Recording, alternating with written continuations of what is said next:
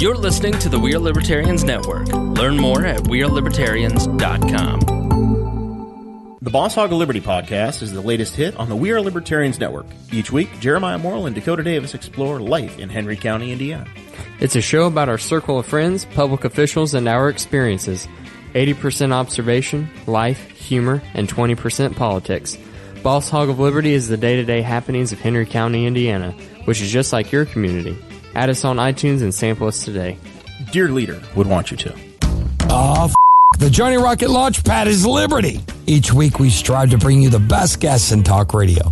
The Johnny Rocket Launchpad delivers weekly interviews of noteworthy politicians, experts, and activists. The Johnny Rocket Launchpad is bringing the party to the Libertarian Party and launching ideas in your direction. Check us out at JohnnyRocketLaunchpad.com. You can hear me, Kurt Nelson, and the beautiful Heather Nixon talk about the ideas of liberty. Rock and roll. Hey guys, this is Roger Paxton, and if you're fed up with the government running every single aspect of your life, but you're not listening to the Lava Flow podcast yet, then what's wrong with you? Check us out at thelavaflow.com, or just go back to sucking up to the government. The Lava Flow podcast, striking the root every single episode. It's time to shake up your podcast feed, folks, by subscribing to Lions of Liberty, the only libertarian variety show out there. Spend Mondays with me, Mark Claire, as I feature in-depth interviews with great names in the libertarian community and fun roundtable discussions. Electric Liberty Land with me, Brian McWilliams, every Wednesday, your weekly dose of comedy, culture, and liberty. And Felony Fridays with me, John Odermatt, where I expose injustice in the broken criminal justice system. Find us on iTunes, Stitcher, and at lionsofliberty.com.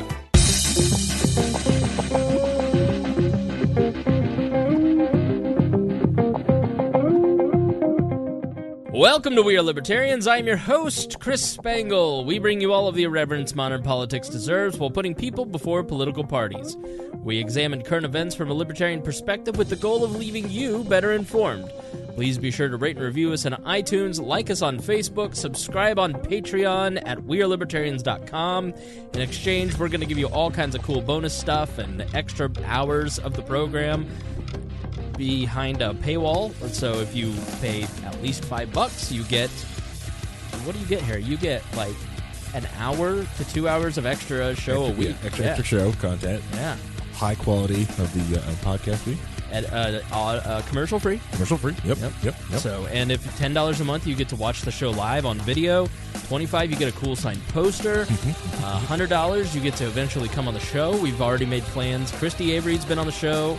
I need to talk to Brandon Luke about coming on the show. I've already made plans with Craig DaCosta and Jason Doolittle about coming on, so that'll be exciting. So please be warned, this show is raw, unedited, and authentic, so the language is sometimes strong and offensive. With me is Harry Price. Hello. You also get a cool title, a role inside the Discord chat. The more you pay, the more I'll allow you to do inside the Discord. You self-promote the Discord and the Twitch channel more than the Boss Hog of Liberty promotes the Boss Hog of Liberty. You know, I'm learning. I'm learning everything. Yeah.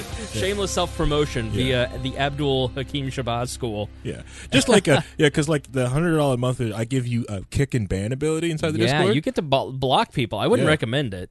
Yeah, it gets dangerous. But, that's ability, I put up there to people who are really into the show, like big, producers. They've got, I'll give them some weight to throw around the Discord. So we have a fun show for you tonight. Hopefully, I said, hey, we're not going to go real long tonight, which means it's going to be a 9-hour show. But I don't plan on being long-winded tonight. Got to save some for Thursday, everybody. When Creighton and Galt and I will be together, probably for the last time, as Creighton moves to New York City.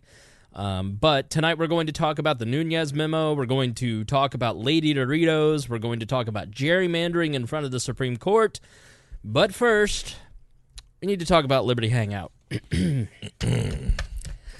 All right, so late last week, you started seeing. I want to start with Libertarian Clickbait. I really it's not just Liberty Hangout, but because most of you have no idea what that is. But I'm going to enlighten you. So there's a lot of ways to do what I do. And there's a lot of ways to do libertarian media because libertarian media has no editorial standards. You're never going to get, like Ben Swann's probably, he's coming back, by the way. He partnered with Dashcoin and is relaunching his news network. Jason Stapleton, I think, does a really good job of breaking down the news, even though he does a really good job of deleting my comments in his Facebook group, but we'll talk with Jason about that later. And he also calls me Springle. Chris Springle of We Are Libertarians, which is funny. But I always love a shout-out from Jason. So Jason and I, we're kind of, I would say, in the world of libertarian is the libertarian movement, we're kind of the only guys doing straight news analysis. Mm-hmm. But there are a lot of people out there who have blogs and Facebook pages who do a lot of, news and really kind of a lot of clickbaity stuff. Like, I think the Libertarian Vindicator does a fairly decent job of taking news and applying it to a libertarian audience. There's this group of high school kids that have, I apologize, I think it's like 71 something. They've got a website, Jack News, which is founded by the people that ran the Gary Johnson campaign, which is why you always see a very pro Gary bent. And then which is okay. Yeah, But, like the Free Thought Project, we're starting to get into InfoWars territory. And then there's the Liberty Hangout, which is the scourge of all libertarian. Like, it's run by this kid named TJ. He's a college student and basically just pumps out pro-Trump stuff and says, I'm a libertarian, and then just repeats whatever, it's MAGA, left and right. Even in December, and I've put up a poll, if you want to check out on our Facebook page, a couple of his statements, because I just think it's so funny. It's like you're redefining what libertarianism is to be pro-Trump. He tweeted, if you don't love Donald Trump, you don't love liberty. You can vote in our poll, yes or no. He also said, our agenda is very blunt. Our goal is to infiltrate libertarianism and make it right-wing. That was in December 27th of 2017. Mm-hmm. So your agenda is to infiltrate libertarianism and make us right-wing. Well, I would say that if you're infiltrating something, you're not a part of something. So how do you know what libertarianism actually is? Correct, yeah. So he was, this kid TJ, this little college student, very young. Mm-hmm. He's trying. Yeah, he's getting his word out there. Listen, here's the thing about a lot of these libertarian sites. 6 years ago, I was one of them. Mm-hmm. Now, I had, at that point, 9 years of media and journalism behind me. Mm-hmm. So I had some experience in doing stuff, but I've, over the years, tried a lot of different things. I think it's Justin or TJ. He goes by both, but I only see him as TJ on Twitter. So I've tried a lot of different things to try and figure out what works best for We Are Libertarians. And when I started this in 2013, when we started the blog, it was very much, what am I? Am I a political news analysis site? Am I a podcast with characters where we do comedy? Am I libertarian leaning only? Am I only doing political, analysis? Am I only doing pro-libertarian propaganda? What am I doing? Mm-hmm. And you have to go through a process of trying to figure out exactly what works best for you. Mm-hmm. And as evidenced by late last year, I mean, I'm continually trying to learn what I think best. And what I have found and what the numbers have shown over the last couple months especially, is that you guys want straight political analysis from a libertarian perspective. You want to know, what does the news say, and what do you think about it to help me inform me on how I should think about it. And so what I try to do is try to give you a balanced and fair view from on all of these issues. Like, we'll talk about the Nunes Memo, and every day I say stuff on Facebook and Twitter and on this podcast that liberals and Republicans hate. Like, people on the left, people on the right are always calling me a part of the other tribe, right? So, and I think that if you're a libertarian, you identify with that because you don't fit into that left-right paradigm, and so you don't really fit. And that's why it's great to be a part of the We Are Libertarians community in the Facebook group or on the Discord or, as part of the Patreon groups. You get your own community of people who think differently and don't necessarily fit even sometimes in libertarian circles. Mm-hmm. Like, I'll tell you what, the people who are meanest to me mm-hmm. are people who are black and yellow profile pictures, like the black and yellows. Like the fight that I had on the League of Liberty with Roger Paxton, like that typifies every interaction at the end of the day that I've had with a lot of anarcho-capitalists. Yep. People with pro Gary Johnson twibbins in their profile picture, always nice people. Nice people. Nice. Just trying to sell the message. Just trying to learn some stuff because they're new to the libertarian movement. Those are the people that I like. But so we're all kind of politically homeless. We're all trying to figure out, what does the news say? What should libertarians think about it? And I find that there are a lot of people who are still trying to feel their oats, and some people are figuring out what works for them, and it's creating clickbait that gets headlines. And I think what you saw, as evidenced in that last episode, where, I basically said, okay, everybody is just saying that the Libertarian Party is not having Ron Paul come speak at the convention. I don't know a single libertarian on the planet that doesn't like Ron Paul. Like, maybe some black and yellows. No, but that's the funny thing is, like, the people who call me a dirty, filthy statist are the biggest Ron Paul fans. Like, everybody loves Ron Paul. Even the most hardcore libertarians, anarcho-capitalists, don't want no government, cryptocurrency. Like, join the Free State Project. All Ron Paul's great. I love Ron Paul. You know what I mean? Like, everybody loves Ron Paul. I know Sam Goldstein, who was my former boss of the Libertarian Party. I said, what is this? He said, it never happened. None of this is true. I said, okay. So I reached out to Daniel Hayes. Daniel Hayes and I had been talking for a period of 3 months about him coming on to talk about the Libertarian Convention. And to be honest, I kept kind of putting it off because that's like, I'm just going to have a guy on to talk about the Libertarian Party Convention. Like, I just don't do that kind of blatant promotion. Right. Like, there's no news to that. There's no angle to that's interesting to the audience. It's like nothing that you couldn't get from just a simple Facebook post. Correct. Yeah. To you it seemed like the simple Facebook post or just networking, right. For network's sake. Exactly right. So that's why I don't do candidate interviews. It's like I've been asked to interview Larry Sharpe several times, and I've just not done it because what am I going to do with Larry Sharpe that you haven't already heard on 100 other libertarian podcasts? That'd be kind of cool to do with the quadruple black episode. We'll get all the you, Abdul, Darren, Darren Marion, yeah. Yep. You could just run the board, and we'll just have Abdul host. So I see all this stuff happening where the Mises Caucus basically came out, and it's all detailed in the last episode. But to give you a brief example, I'm sure you've seen it. Yeah. To give you a brief rundown, the Mises Caucus, who is trying to run a full slate to replace everybody on the entire LNC with the exception of Carolyn Ann Harlos. I'm sorry I got your name wrong. I get everybody's name wrong.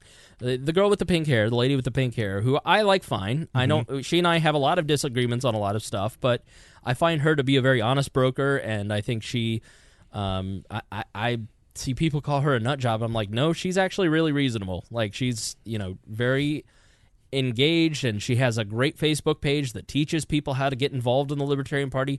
Like, she's a radical, and I'm like, I can get along with you. And she says, I can get along with you. Great. So they want to replace everybody, and Michael Heiss told me this in my phone conversation before the interview with Daniel Hayes. He said, we want to replace every LNC member except for Carol Ann. I said, okay.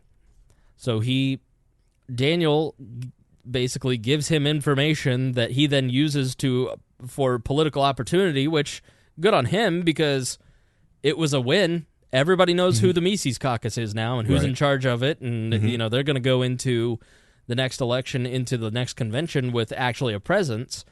But they're very critical of the current leadership, and Michael basically fed this storyline to several libertarian sites like Liberty Hangout, Free Thought Project, Reason eventually covered it. The site that I couldn't remember, 71 something, they covered it, and everybody starts sharing it. Glenn Beck shared it. John McAfee shared it.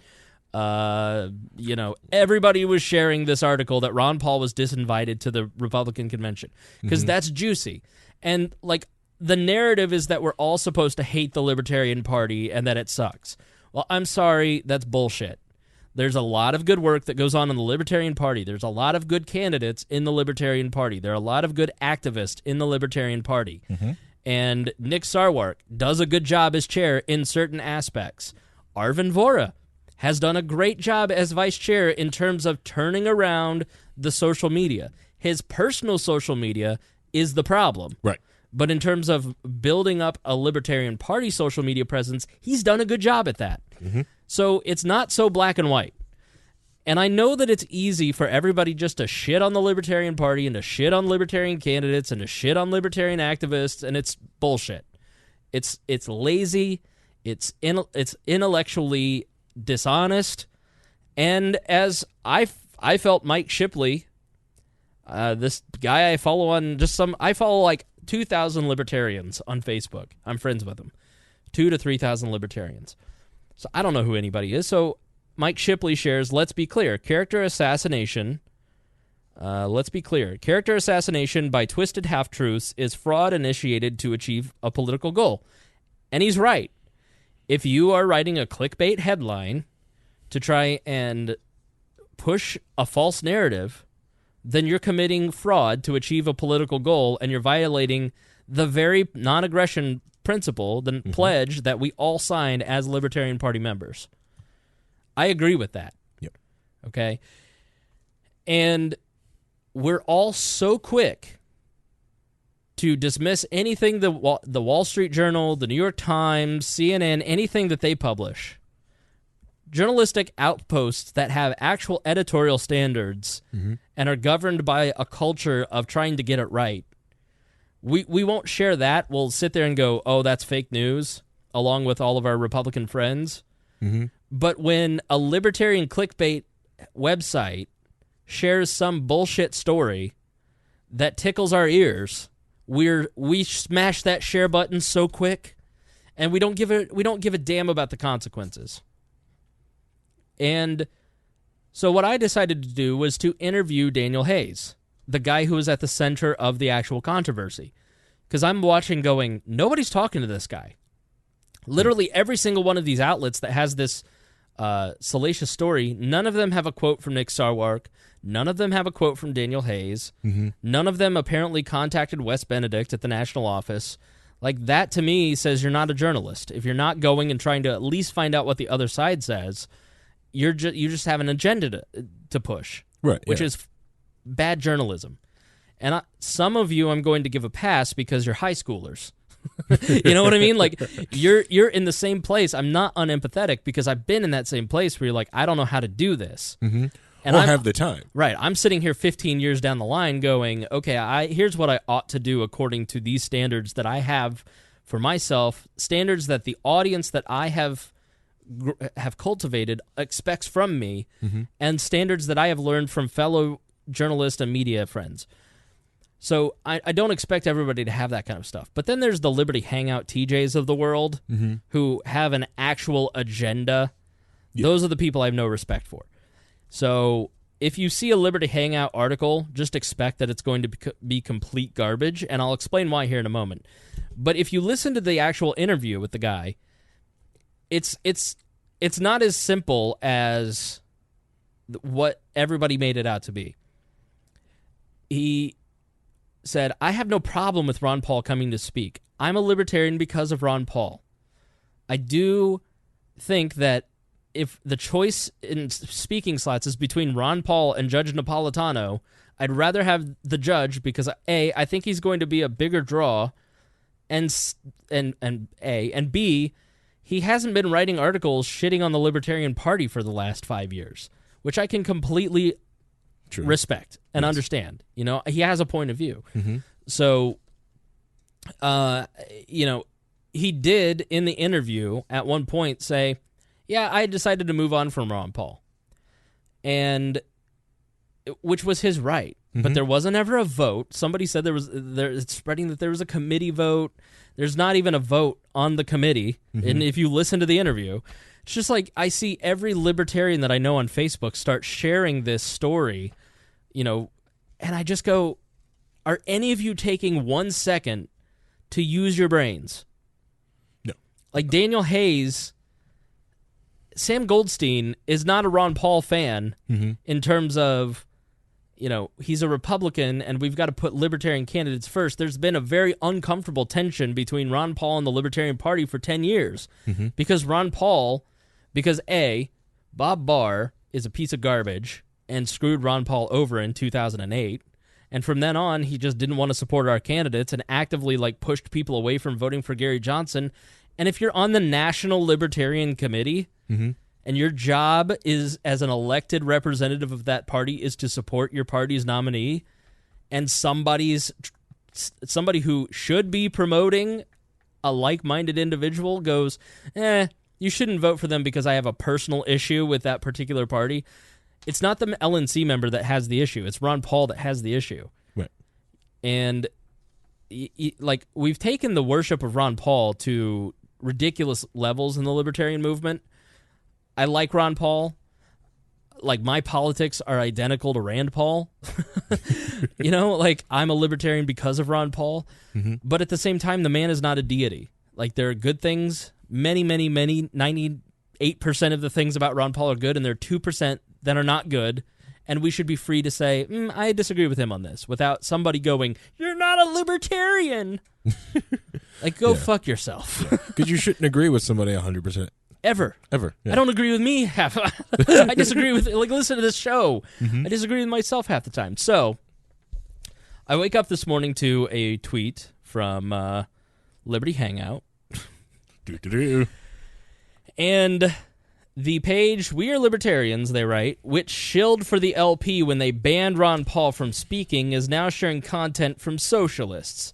Those clowns love socialists more than Ron Paul while maintaining their libertarians. What about that is true, Harry? The We Are Libertarians part. Right, he got the name right. Got that right. First of all, the idea of shilling for the LP, the idea that you would support the Libertarian Party to this guy is disgusting to him, which to a lot of our listeners it might be. To me, I'm plenty disgusted with the LP. We did a show called Tough Love for the LP. I vote majority Libertarian, but I wouldn't say I'm a shill for it. And you wouldn't shill for free either. Well, yeah, if I did an interview with Daniel Hayes because I felt sorry for him because of the things that people like Liberty Hangout were doing. When you have this massive circle jerk of people who want something to be true instead of actually going, is this true? Right. I feel bad for the person who's getting their ass kicked for no reason because it's punching down. Nobody would sit there and have a conversation with Daniel Hayes. And I think if you listen, my interview wasn't shilling. I was pushing back on him going, so you said this earlier. Is this, what did you mean by that?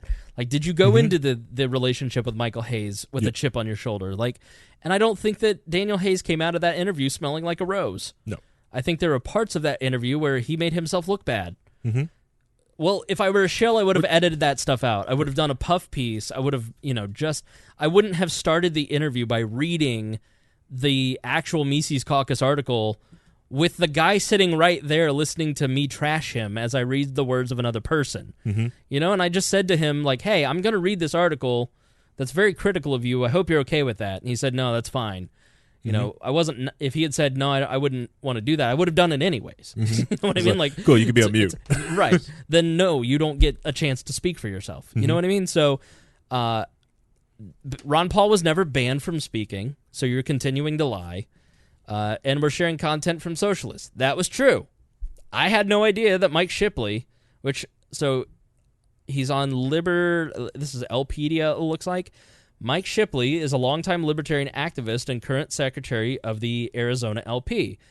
He's into aerospace. He worked for Move On in 2006. Advocacy for LGBT. Okay. In 2017, he also participated in founding the Libertarian Socialist Caucus, which gives voice to individualistic philosophies inspired by thinkers from minority-left libertarian traditions, which predate the modern LP. He also chaired the Reefer 2404 referendum campaign in Arizona. Now, Liberty Hangout, for their part, has tweeted out something along the lines of, the libertarian movement stands for property rights and not gays, is the way that I'll put it. Clean that up, didn't you? But even if this guy is part of this, whatever the socialist socialist means government control. Like, I can understand that if you're a mutualist and like you think the end goal of libertarian, like the end of government equals communes. Yeah, I can understand. Like, my brain can process that, but like government force being used in a libertarian way, it's just not libertarian. So I just don't quite get that. But well, it could be like a voluntary system. Like, socialism would be fine if it was voluntary. People could leave as they wanted to. Right. People could opt in. It's fine. Cool. You can do that over there. You know, because they have private property rights. If they want to go out there, take over, I don't know, like a whole place in Wyoming and decide to make their little socialist haven, that's cool. Private property rights. So we love socialists more than Ron Paul. Well, our biggest interview was with Ron Paul, 113,000 downloads. I voted for Ron. Where you accosted him for an hour. I voted for Ron Paul in 2008. Did you? Yeah, in the primary. Oh. So you're morons. So I've spent all day at the We Are Libertarians Twitter trolling Liberty Hangout and with the We Are Libertarians Facebook page. I feel somewhat guilty. It's like when you're on a diet and you fall off the wagon and eat 3 holiday cakes in one sitting while watching The Crown. I'm not saying that I did that, but Chris Fitt's gonna be mad at you. I did cardio today, make up for it. Okay, that's good. But yeah. So when I stayed up all night studying, doing things, very productive things, messing with different stuff, and fell asleep all morning long, you've got up and just started trolling on. I've just been trolling, and so I feel a little guilty because I know I'm not supposed to do that stuff, but they make it too easy. The idea that you can share Mike Shipley's post, which nobody else in the world was saying, but he was saying a true thing. Let's be clear, character assassination by twisted half-truths is fraud initiated to achieve a political goal. 100% true. Yeah. I can agree with Mike Shipley's statement without agreeing with Mike Shipley's worldview. Correct. And when a Liberty Hangout says these guys agree with their worldview, and it got 20 retweets, and it's comments all day long accusing me of being a left libertarian, which, oh my God, like, you just go, okay, now you're doing it to me. You're just committing fraud against my person. So it's really, like, insidious, and just, I know that he doesn't know what that word means, because anybody who engages in identity politics like this, where you're just, I can't refute what you're saying, so I'm just going to lump you in with a group of people that my followers don't like. Yes. Thank you to the We Are Libertarians listeners who tweeted back saying, I've listened for 100 episodes. Daniel tweeted back, I've listened to 100 episodes. You're just making stuff up. Ryan Holt had a great point. Like, my point is, use your brain. And I know that this audience is exceptionally smart. I'm not talking to dumb people. I know that you listen to this show because you want to achieve higher thought, like I want to achieve. One day I will achieve higher thinking than where I'm at now. But don't just share clickbait articles because the headline, it's from a libertarian outlet and you're a libertarian and the headline seems outrageous. Yeah. Like, and even if you click the Liberty Hangout article and read it, it was just half a screenshot and an entire story predicated on that. Like, there has to be some journalistic integrity. Part of my goal with the show is to get all of us, to get a group of libertarians thinking critically about the news so we can identify problems within our movement and within American politics and our communities.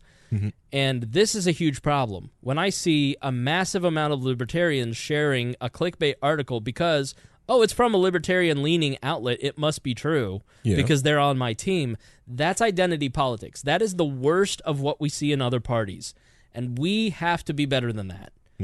And if we're not going to be better than that, then we all might as well just play video games and quit, and we'll just change the name of this to We Are Not Doing This Show Anymore because there's no point if everybody's just going to be a fucking idiot. I know that's a long title. Super long title. We need to Super long title. Shrink that down to that. Right. But that's my point, is use your brain. When I first came aware of this article, it was off of Carla, I'm going to butcher her last name, Carla Garrick, former Yeah, it's she's South African, so I'm gonna butcher her last name. But for the free for Freezer Project. But anyways, she posted a meme of it.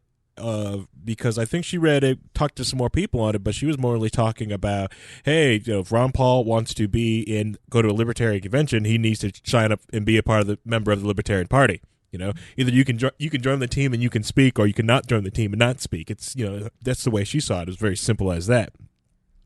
Or so my first touch with this whole project was just from that one meme there, and I was like, what the heck is going on? It was like, why are people memeing Ron Paul? What did Ron Paul do? What did he say? Because with him being on the air all the time, okay, maybe he said something goofy, and it's like, oh, was he asked to, did someone deny him the right to speak at the convention? And that's how I first got it. But just for the simple fact, someone said like, no, if you want to come speak at the convention, you should sign up to be a party member. Right. Okay. Which that's the other thing too. Is like, hey, if you're gonna come speak at the convention, shouldn't you be a party member? He is a party member. Is he? And Ron Paul and Nick Sarwark tweeted out like. Is he? Yeah, he is. He's a lifetime member. That's right. He did joined have in his lifetime '87. member. He Yeah, paid with a gold coin, and he did that video. And honestly, there's a little bit me watching that video going, oh, I haven't seen Ron Paul speak in 5-6 years, and he's turned into Pat Robertson of the Libertarian movement. Okay. I'm sorry. Now I'm just being petty. I shouldn't be mad at Ron, but I am a little mad at Ron because Ron unnecessarily stoked the fire with that video. And it was pointless, and it was dishonest, and he shouldn't have done it. Hey, Ron Paul makes mistakes, and it shows you. And Chris Galt goes, who are you to criticize Ron Paul? And I go, the fact that you think I shouldn't criticize Ron Paul says we all should criticize Ron Paul more. Oh, yeah. You know what I mean? Which is my whole point. Like, I like Ron Paul. I agree with him a lot, but he's not libertarian deity status. Like Jesus. You know how we have celebritarians? Yeah. We've achieved a level of deitarians. Ron Paul and Larry Sharp and Murray Rothbard. You just can't criticize any of these people because they're deitarians now. Excuse me? We don't do identity politics. We don't do cult of personality in the libertarian movement. Apparently we do. Because we're supposed to rise. We're not.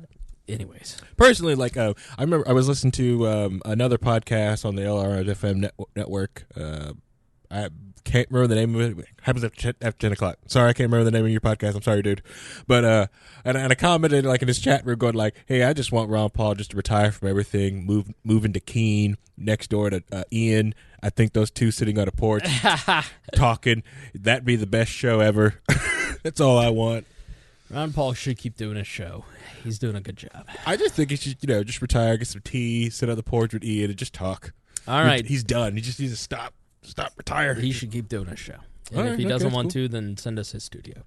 All right. Thank you for listening to my rant. I just have been stewing all weekend long over this, and I'm very annoyed at libertarians right now. So I had to get it off my chest. The memo was released. So we did the show, and at the end of the last show, we kind of touched on the memo and the meaning and gave you some context. What did I say we were doing next? You had to stop arguing on social media, which I thought would be a great segue. It would have been a great segue had I done it that way, but now we're going to the memo. I'll get to that later. That's why I got to print that off and follow it. Now, see, I'm worried about this ear zit. Why are you worried about an ear zit? Because my friend told me last week about this Chinese zit map, and apparently, if it's on your chin, it's hormones. If it's around your eye, it's something in it. If you get zits in a certain place, then that's that part of the body is failing. And I keep getting them on my ears, which is kidneys. And I've been drinking nothing but cranberry juice ever since because I'm worried about my kidneys now unnecessarily. And I put on my headphones tonight, and I got a pain, and now I have ear acne. So I'm pretty sure I'm dying. I don't think you aggressively hydrate all the time. All the time. All the time. Gallon and a half a day, easy. So your kidneys are incredibly flush. You don't have to worry about kidney stones, stuff like that. I think the main reason you probably have pimples and stuff on your ear is probably because you wear headphones all the time. Yeah, every day. Every day. You do it for your job. You do it when you get home here for your other gym, job. Yeah, and the gym. You do over-ear headphones for gym? Absolutely. Oh, yeah, so you're sweating on there. So you're just clogging your pores up there. Okay, all and right. I don't like believing those Chinese math, too, because I get, like, pimples on my chest. Right. And everyone's like, oh, that's a buildup of estrogen. I'm like, you know how much tea I have? Okay. That's a buildup of estrogen. Yeah. All right, so back to the memo. Now that my existential crisis is over. Yeah. So the memo got released. The memo was, here's the deal. The memo says whatever political party you came from wanted you to think. So it wasn't initially the reporting on it was like, wow. But the more you kind of sit and think about it, you go, okay, this wasn't as much of the bombshell as you thought it was going to be. And as we go through this, I'll explain why. So the FBI and DOJ obtained one initial FISA warrant targeting Carter Page. Well, here's the thing. This memo comes from a House Republican, and we're going to detail where he got some of his information. But Devin Nunes is part of an oversight committee of the DOJ FBI. And Trey Gowdy was the one that went in and actually read the FISA memo because only one House member could go in and read it. So Devin Nunes didn't even actually read the FISA memo. So he and his staff and Trey Gowdy put together this memo, and what you have to understand is it's a partisan memo. It's partisans who are very close to the White House wrote this memo. And so is it gospel? No, anything that is hyper-partisan is not gospel. Now the Democrats and Adam Schiff have a memo of their own, and then there's supposedly a third memo, and now we're just stuck in memo land. And the truth is the FISA warrant that surrounds all of this, Trump could just release it, and we could all read for ourselves. But this is an interesting moment where you have the House Oversight Committee basically leaking classified information, Edward Snowden style.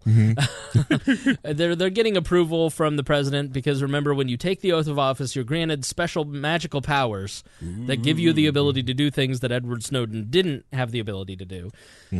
And the memo was cleared by the White House, and this one particular section allowed them to release it.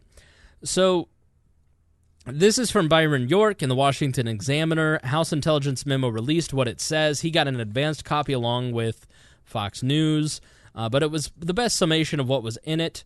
The House Intelligence Committee released the memo. Here are the key points. The Steele dossier. Now, remember, the Steele dossier is the P-Gate doc. Like, remember the thing that was released in BuzzFeed and CNN put it out to way back in January of last year, and it was, documenting by this British spy, Christopher Steele, who worked for the MI6, the British CIA, essentially, and he worked as a Russian intelligence analyst, and he now went to work. He just hoards out his services, basically his expertise to put together dossiers.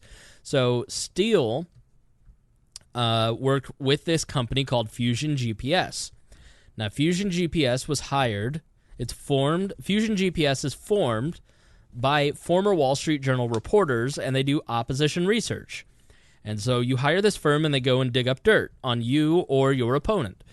And this blog, one blog in Washington, D.C., I don't think it was the Examiner, but the Free Beacon. The Free Beacon hired them to do oppo research on all the Republican candidates, and when Trump got the nomination, they stopped funding it. Then Hillary, through a law firm, Coy Perkins, hired Fusion GPS to continue doing all of the research.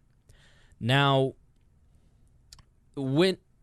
so Fusion GPS then hires this British spy, Christopher Steele, to put together this research. And he is paid through Clinton money. Now, he eventually ends up having a conversation with Bruce Orr at the DOJ. Bruce Orr is the number 4 man at the DOJ. Bruce Orr's wife, I think it's Nancy Orr was her name, worked for Fusion GPS. So you have Steele meeting with, I think he met with Andrew McCabe At one point, he met with Bruce Orr at the DOJ and the FBI, and he was working for Bruce Orr's wife at Fusion GPS as they put together this dossier. So you've got some weird tangential connections, a lot of, what I really think about the whole Russian thing on both sides, when it comes to the Clinton Foundation, when it comes to the Trump-Russian stuff, when it comes to what we're learning about the DOJ and the FBI, what you are seeing for the first time is how American politics actually works. That's what should freak you out. It isn't a partisan thing because it's happening on all sides, right? This is how American politics works. You're dealing with a very small group of people who live in the same worlds, and they have a certain set of groupthink, and that's the problem. Yeah. And they like to hire their wives, their cousins, their friends, and family members. So, like, when people outside of it, you freak out. Like, I think somebody, like, at Ron Paul's like, look how much he paid his family members. It's like, well, yeah, who can you really trust when you're that, that high Right. up? Or if you, you're gonna. How many people have gotten their, their family members in jobs of companies that they do business Right. with? Like, hey, I sold this company 50 tons of salt. Can you pick up my cousin? Right. Yeah. Thanks, salt company. So Bring up salt because the Discord. We dish out the salt. So here's what is in this memo. So the Steele dossier gets floated around Washington, D.C. for a long time. John McCain finally gets a copy of it, and he gives it to the FBI. Little does he know that they've been participating in the putting together of this dossier, but he's very troubled by it. So McCain takes it to Andrew McCabe at the FBI and gives a copy to Comey, and you'll see how small this circle is. So the Steele dossier formed an essential part of the initial and all 3 renewal FISA applications against Carter Page. Now, Carter Page is a person who... Let me just jump to who is Carter Page. So this is from a Vox article called The 9 Biggest Questions About the Nunes Memo Answered, which I thought was a very good breakdown. And obviously, being a Republican memo, I wanted to go to Vox, which is a left-leaning site, and see what they had to say. And so here's what they say about Carter Page. If I can find my place. Shuffle the papers more. That helps. Should I say duddle up while I do this? All right. Man, I'm just a mess. See, So you talk. You can use the Trello board, so when you want to jump to different things like that, you can tell it to click and do different... Shut up, Harry. All right, so number 2, what does the Nunes memo allege? Memo focuses on Carter Page, a Trump campaign foreign policy advisor with business ties to Russia and open sympathies with the Kremlin's foreign policy. The key allegation is that the surveillance of Page was improperly authorized and potentially politically motivated. In July 2016, while advising the Trump campaign, Page flew to Moscow and met with Russian officials. This raised eyebrows among U.S. intelligence officers, to say the least. So the FBI and DOJ put together an application to the Foreign Intelligence Surveillance Act, FISA court, a court that approves surveillance warrants pertaining to national security and foreign intelligence to start watching Page. The court granted the application. So what you have to remember is this timeline is, the Obama administration is in place, and the entire Ukraine crisis is happening in the background, and here's a guy who has business ties to Russia and is, doing the Washington circuit of think tanks praising the Kremlin, and they're like, all right, what's up with this guy? And then he gets attached to the presidential campaign of Donald Trump. So Andrew McCabe confirmed now 3 renewals because each renewal is only for 90 days, right? So they're sunsetted at 90 days, and if you want another FISA warrant to monitor the communications of a person, you have to go back and get another warrant. Andrew McCabe confirmed that no FISA warrant would have been sought from the FISA court without the Steele dossier information. The 4 FISA surveillance applications were signed by, in various combinations, James Comey, Andrew McCabe, Sally Yates, Dana Boente, and Rod Rosenstein. Now, Sally Yates was the person who, when Sally Yates worked at the DOJ, and Dana Boente, I think, is also at the DOJ. I know less about them, to be quite honest. Rod Rosenstein, basically the second in command at the DOJ after Sessions. James Comey, former FBI director. Andrew McCabe, the exited second in command at the FBI. Andrew McCabe, again, remember that name? That name, he was the guy who, when his wife was running for a state house seat in Virginia, while Terry McAuliffe was governor, was given $600,000 by the McAuliffe campaign fundraising arm. Terry McAuliffe, and I'm sure none of this is related, Terry McAuliffe was the chief fundraiser for the Clintons when they were in the White House. Huge supporter of the Clintons. Big friend, great friend. Former DNC chair when Clinton was in the White House. I am sure that payment to her campaign while her husband was investigating Hillary Clinton had no influence on her whatsoever. The FBI authorized payments to Steele for work on the dossier. The FBI terminated its agreement with Steele in late October when it learned by reading an article in Mother Jones that Steele was talking to the media. So Steele had gone and leaked when he didn't feel the FBI was taking him seriously enough. Steele basically did interviews with Yahoo News and the Mother Jones and put out the information that he was finding. The political origins of the Steele dossier were known to senior DOJ and FBI officials, but excluded from the FISA applications. So you have this dossier funded by political, both Republican and Democratic operations, and it is one of the key components of the FISA application to spy on an American citizen, and they don't tell the FISA judge that it was paid for by political arms. DOJ official Bruce Orr met with Steele beginning of summer 2016 and delayed to DOJ information about Steele's bias. Steele told Orr that he, Steele, was desperate that Donald Trump not get elected president and was passionate about him not becoming president. So the guy who wrote the memo that put together this opposition research was, quote-unquote, desperate that Donald Trump not get elected president and passionate about him not becoming president. Ooh, that's a dangerous combination. And he told that to the head of the Department of Justice. Or not the head, the number 4 man at the Department of Justice in charge of this. The FBI and Justice Department mounted a months-long effort to keep the information outlined in the memo out of the House Intelligence Committee's hands. Only the threat of contempt charges and other forms of pressure forced FBI and Justice to give up the material. Once Intelligence Committee leaders and staff compiled some of that information into the memo, the FBI and Justice Department, supported by Capitol Hill Democrats, mounted a ferocious campaign of opposition, saying the release of the memo would endanger national security and the rule of law. So they said a lot of really stupid stuff, like, Adam Schiff is still going out and saying no one will ever share information about domestic terrorists because they feel that if they give their information to FBI, then it'll just hit the House and the House will leak it and it will be politicized. And it's just patently ridiculous. Correct. And any Democrat that said that this would endanger national security is an idiot because nothing in here is anything that we already didn't suspect and really kind of didn't know, except for the fact that the Steele dossier was an essential part of the initial and all 3 renewal of the FISA applications.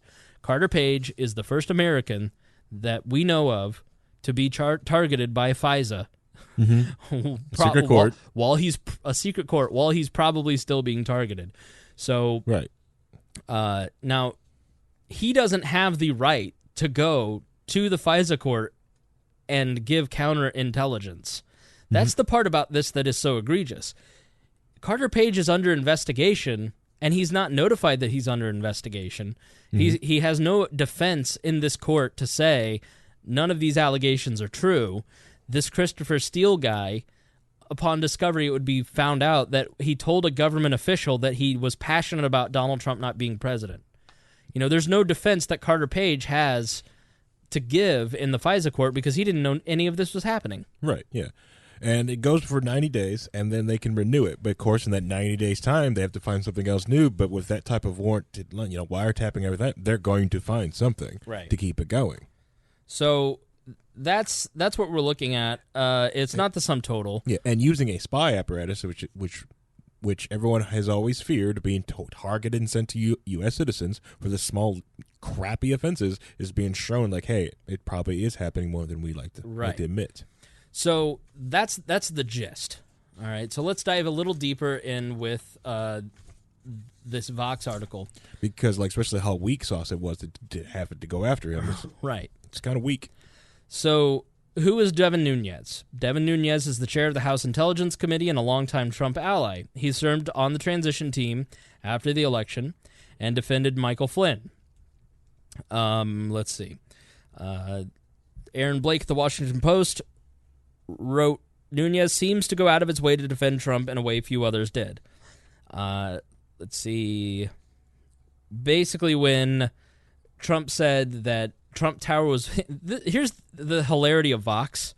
Mm-hmm. Listen to this paragraph. In the context of the conversation that we're having, listen to this paragraph. Perhaps the clearest example arose after Trump tweeted in March that President Obama had wiretapped Trump Tower during the 2016 presidential campaign. The heads of both the NSA and the FBI categorically denied that any such wiretapping had occurred, but Nunes quickly came to Trump's defense, holding a press conference and saying that the intelligence community incidentally collected information about U.S. citizens involving the Trump transition. They are positioning Devin Nunes as a moron for saying the intelligence community incidentally collected information about U.S. citizens involved in the Trump transition. He's right. Like, he's not a moron. Your article that you're writing proves that he was right. Mm-hmm. Yes, Donald Trump said wiretapping. That is different than what happened to Carter Page. Sort of. But Donald Trump doesn't have the sophistication to know the difference. Yeah. These people. And it goes to show more that, Donald Trump's still stuck in the 80s. But yeah. Right. I don't... as much as, like... yeah. I don't want to be... I just look at it and I go, I don't want to praise Republicans because I don't like Republicans. Mm-hmm. But these people make me look at Republicans and feel sorry for them. Right. Like, this article is basically saying Devin Nunes was right and you're writing he's wrong. It's just, it's doublespeak. Mm-hmm. Oh, it's so frustrating. Mm-hmm. So we covered what the memo alleges. Well, it's probably gonna be like that for like another year and a half, as all these leftist pieces, their organizations, they've been unchecked for 8 years. So right, yeah. Julian Sanchez, an expert in surveillance at the Libertarian Cato Institute, writes, If this is their evidence of worse than Watergate, it's thin. This reads like something you'd put together to sound scandalous to someone who isn't going to parse it closely. And on that, I agree. That's why I'm not blown away by this, because this is all kind of stuff that we knew, and it just makes you go, okay, what's up with Carter Page? Mm-hmm. Because Carter Page was being surveilled as far back as 2013 when Donald Trump wasn't running for president. So if the Republicans and conservatives are going to pin this conspiracy on Carter Page being an honest guy, that's probably not a good case for you to make, right? To be quite honest. Man, yeah, it does make you wonder. Yeah, exactly. Because here's what for me what it comes down to is that there's problems at the DOJ. There's problems with all of this, and all of this needs to be looked into. But remember, our rule of thumb when it comes to conspiracies is never attribute to intelligence what stupidity will actually cure. Like, we as libertarians are so quick to jump on this is a government conspiracy bandwagon. This doesn't necessarily say that they were out to get Trump. Like, the very words of Peter Strzok when he texted out saying, there's not much there in this investigation. I don't know what Mueller's... He basically said, I don't know what Mueller is going to get out of this because there doesn't seem like there's a case here. Mm-hmm. So there isn't a follow-up text that says, we should manufacture that evidence. Yeah. They didn't say that. What he's basically saying is we shouldn't even bother with this. So you look at it and you go, there's some serious issues with a lot of this. Mm-hmm. I wanted them to look into the Russia thing to make sure that there was no collusion between Trump and Russia. There wasn't. I'm convinced at this point that they were too incompetent to collude with Russia. Yeah. it is true that Russia hacked the DNC and gave that information to WikiLeaks to help keep Hillary Clinton out of the White House. As Denzel Washington said, the security state would be locked in, guaranteed, done deal, and we'd be at war with Russia if Hillary Clinton were elected president. And that was finally a celebrity said something I agree with. Yeah, he's right about that. Yes. So Russia wanted to make sure that Trump got in and Hillary didn't. Again, it's not all about Trump. It's about Hillary. That's what all of this stuff is. Mm-hmm. It's like you look at this and you go, okay, the Nunes Memo and everything we're learning out of the House Oversight Committee is that there were serious problems in the Hillary investigation on her emails. Mm-hmm. In that she got to bring a lawyer with her, and she wasn't sworn in, and have a nice day, Mrs. Clinton. I know that you and Huma lied to us, but we're not going to charge you. And we're going to change the language so, you can continue to run for president because we think you're going to win, and we want to keep our phony baloney jobs. And then she has the audacity to blame Comey in her book for her losing when it's like, it was your fault in the beginning for not following the law and protecting American secrets with your servers. She shouldn't have won the primary. Petraeus has a misdemeanor and probably a felony, if I remember correctly, for leaking national secrets in the same way. He leaked national secrets to the woman he was having sex with. He got charged. Mm-hmm. He went to court. Hillary Clinton didn't. So billions of difference. Then the very same people start to investigate Donald Trump, and they're hardcore after him. Mm-hmm. And everybody, Michael Flynn did the same thing Huma Abedin did. He got charged. Mm-hmm. So there's a double standard here that's a real problem, and we need to figure out who was part of this double standard and why. But it doesn't necessarily mean that there was the deep state trying to overthrow the Trump presidency. Is it possible? Absolutely possible. Do we know that at this point? No. Yeah. Should we investigate this? Absolutely. Yeah. Just as we should have investigated the Russian situation a year ago. Well, that goes off to like what Glenn Greenwald wrote in The Intercept about like the whole double standards on due process and also civil liberty privacy, is that the American people are always rife with double standards and how they want one thing, how they want privacy for one thing, but the moment it irks them and stuff like that, like he outlined, like when Americans was okay with all kinds of scrutiny when there was just supposed to be brown Muslim people that they didn't like from other countries, but the moment the TSA started going after them, now they're privacy advocates. Now they want to do something like that. They want they're fine with not due process when it comes to like the Me Too process. They like that. Some of them like the public lynching, but once it hits someone they like, now they want due process. Now they want everything go down through a certain process when it finally hits at home with them.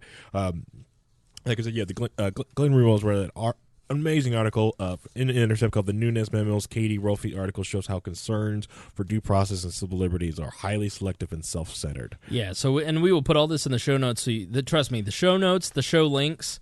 Yeah. Oh, there's going to be so many, too many. Mm-hmm. I'm gonna spend an hour tomorrow just clicking the link button.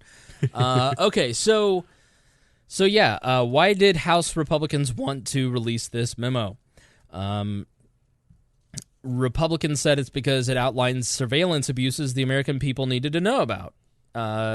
Let's have a great debate about its consequences and the opportunity it presents to make things better so these things never happen again, Rep. Matt Gaetz said in January 30th.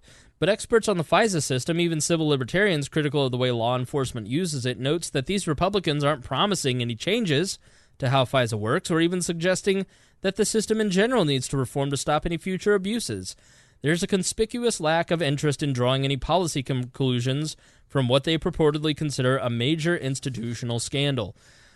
In fact, the 12 people on the committee, the Republicans on the committee, all voted to renew Section 702, not even a month ago. So they're at least they're consistent. Right. They're consistently partisan is what they are. Yeah. So yeah, this is there's some smoke here. Mm-hmm. But it isn't the slam dunk that the 2 weeks of teasing. And listen, Devin Nunes, PR genius. He went to every single conservative media outlet, big personality, got them to start the release of the memo hashtag, build a lot of anticipation for this memo. It was like the Super Bowl the day that it got released. Mm-hmm. It was bigger than the jerk when the phone books arrived. The phone books are here. The phone books are here. Like, he did a great job. Not Memo 2 with the Democrats. Adam Schiff not going to be able to sell it like Devin Nunes. But it certainly was not the big smoking gun that we all thought it might be. Mm-hmm. Yeah. Well, it's never is really especially if they hype it up like that. Usually, the smoking guns will get released on a Friday night quietly, right? Because kings don't kill kings. Yeah. So let's dive in and talk about Carter Page a little bit, because you're going to hear that name a lot from here on out. And let me say before we jump into Carter, the Mueller investigation. Some say that this was about hurting the Mueller investigation. Nothing in this memo was Mueller had nothing to do with any of this. It's not going mentioned. Nah, I don't remember. But it was mostly about it was mostly about FISA collection. Yeah. And that's why it seems disingenuous, is that if your goal is to fight the security state and then you offer no solutions on fixing the security state, and 30 days ago you voted to keep it the way that it is, and like Section 702 wasn't used for this particular instance, but it's part of the same system that they would use, it just seems disingenuous and political and hyper-partisan. But the Mueller investigation was not even really a part of this. None of this happened when Mueller was even appointed. Mueller was working at a law firm when all this was going on. And, I will say this. Mueller, out of all of these characters, he seems to be the only decent one. Like, if there is such a thing as a decent member of the quote-unquote deep state, yeah, Robert Mueller might be it. He seems like a very honest man, and by all accounts, left, right, center, everybody seems to say Robert Mueller is an upstanding guy. Former head of the FBI during the Iraq War, so obviously libertarians would have a problem with his judgment. Which is okay. Right. And, when things cropped up, like the text messages, he promptly fired people. Right. So his personal conduct, the only way that Robert Mueller can get fired is if Rod Rosenstein fires him. And Rod Rosenstein is not going to fire him because he's given him no cause to fire him. So, you were about to say something? I was just going to say, like, the whole document's losing thing on that, and I think the great thing about it, that heads did roll. If heads didn't, that'd be an issue. That's the issue. Right. That shows that someone found a cover up and rolled heads, or found like either you're covering something up or you're just too incompetent to keep on board. Right. So you have, out of 50,000 text messages over 6 months between two people, we've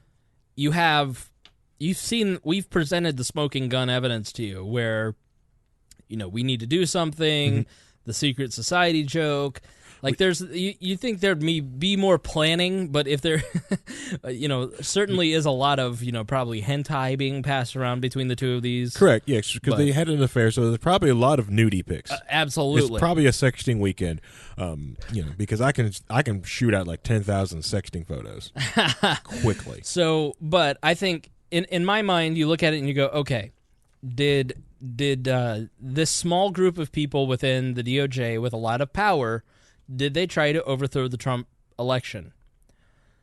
I don't think so, but I sure as heck think that we ought to investigate and find out. Because I'm not sure. I don't think anybody else is sure. And if they did do it, it's very, very bad if they did. Right, yes. So, but in all of this stuff that just keeps coming out about all this, it has the appearance of being nefarious. And you can take one little thing, just like Liberty Hangout did to us today. You can take one little thing, and you can write a clickbait story, and you can make it look nefarious, and you can blow it up into a bigger deal than it really is. And people will believe you. But when it just kind of is a consistent drip of things happening, I'm starting to look at it and go, I want to know. I think everybody else should want to know, and I think that if you're going to apply the standard of, well, there's flimsy evidence that Trump colluded with the Russians, but we got to get to the bottom of it, then if you're an intellectually honest person and you don't want to be hypocritical, you should say, I think there's something here and maybe we should take a look at this too. So what's the problem with having some transparency? Absolutely nothing. Because when most Americans are looking at this going, They got Iraq wrong. Mm-hmm. They have lied to Congress about what they can and can't do. Mm-hmm. Several different times.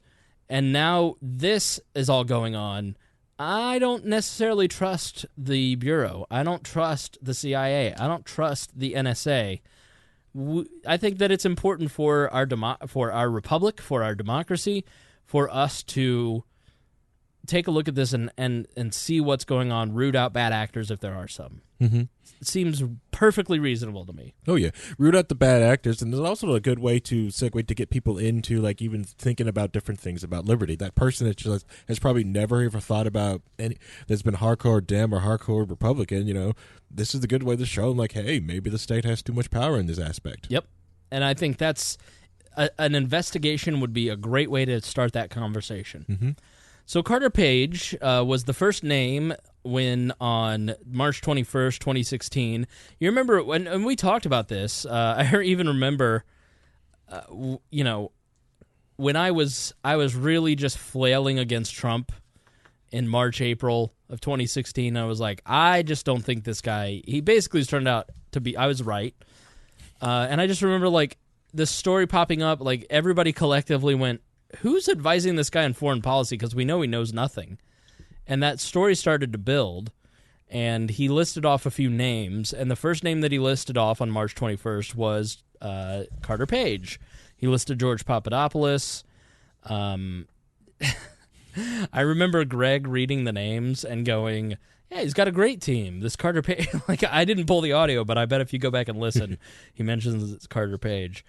Carter Page, PhD. Explains why he was watched from 2013. If you're studying a lot of foreign policy and stuff like that, yeah, you've got it. Your IP address is hitting a lot of bad sites. So Bloomberg did a profile on Page. Page had a whole lot of experience doing business in Russia, and this is from the Vox article, Carter Page, the star of the Nunes Memo, explained. The Vox continues.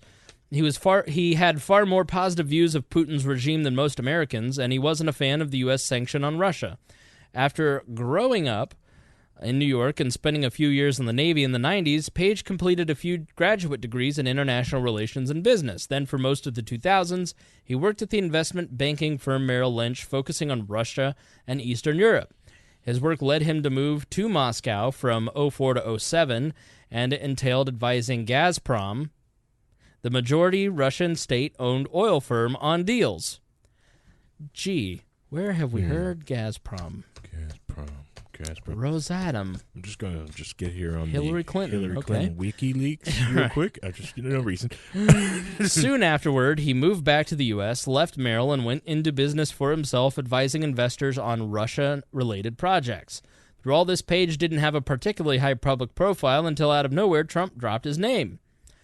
Miter quoted excuse me. Sorry, guys. Miter quoted a former Merrill executive who worked with Page in Russia, professing shock at his high-profile new gig. I could not imagine Carter as an advisor on foreign policy, the former executive Sergei Alashenko said. It's really surprising. I think anybody associated with Donald Trump at any point has been surprising. So why was this rando on Trump's foreign policy team, they ask? If we think hard enough, we can remember a time before Trump was president and the undisputed commander of the GOP. Back then, he was a disreputable outsider whose campaign faced fierce opposition from the party. Mm-hmm. And his aides decided that as the part of the task entailed putting together something they called a former policy team. That fell to Sam Clovis, who was a conservative talk radio show host and an evangelical activist from Iowa. So Clovis reached out to Ed Cox, the New York chair, in late 2015, asked to be put in touch.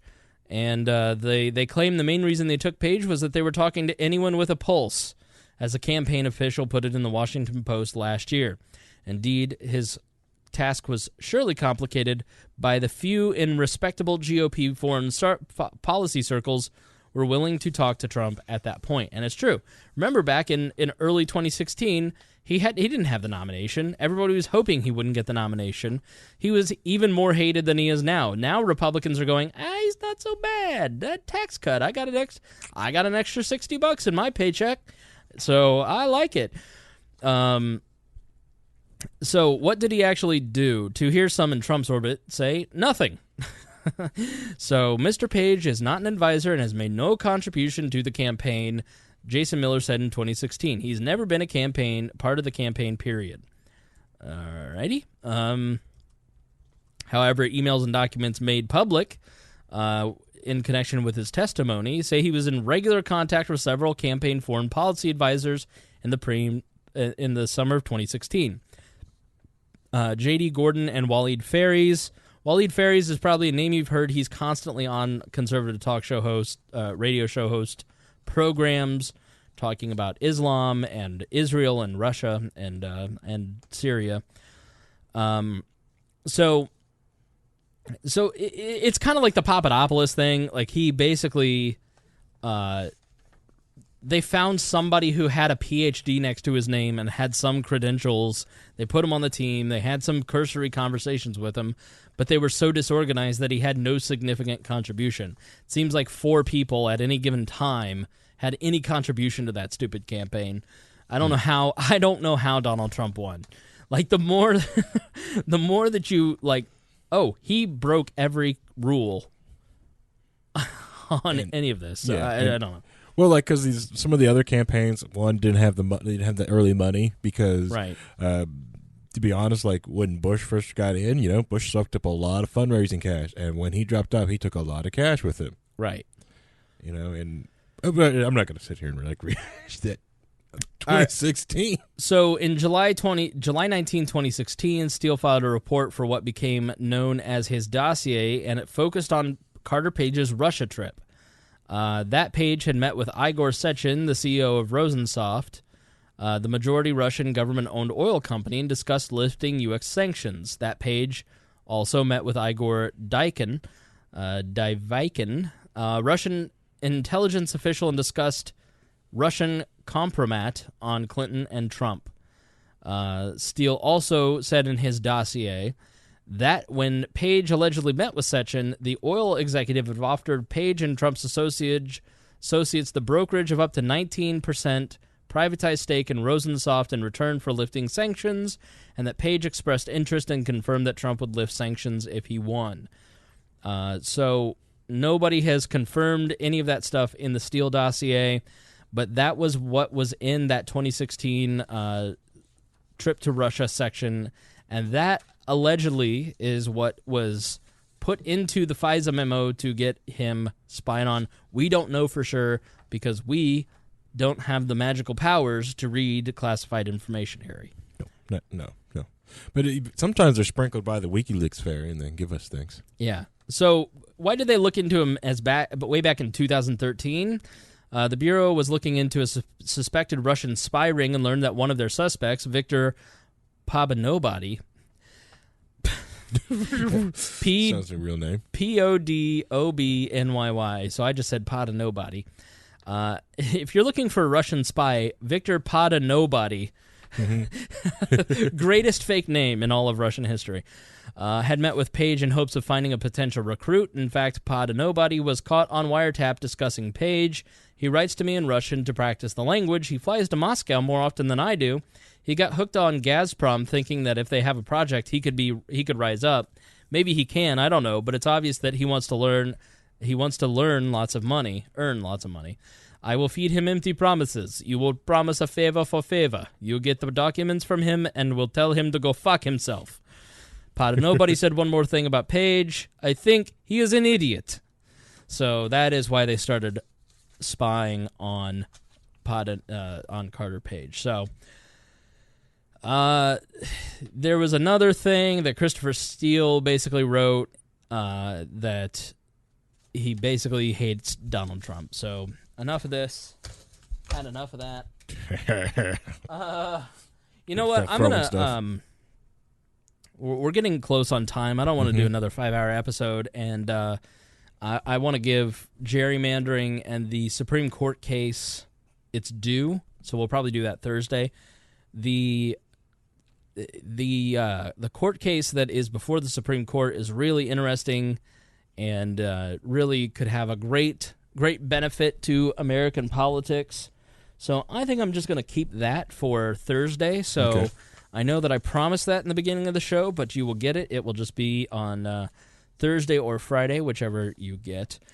So in the meantime, Lady Doritos. Oh, no.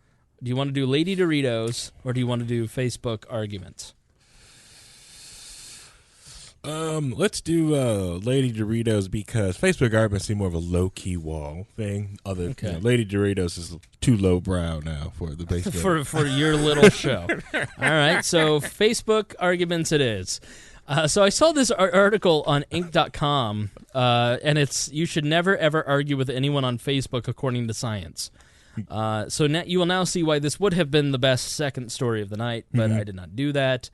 And listen, we're all part of that.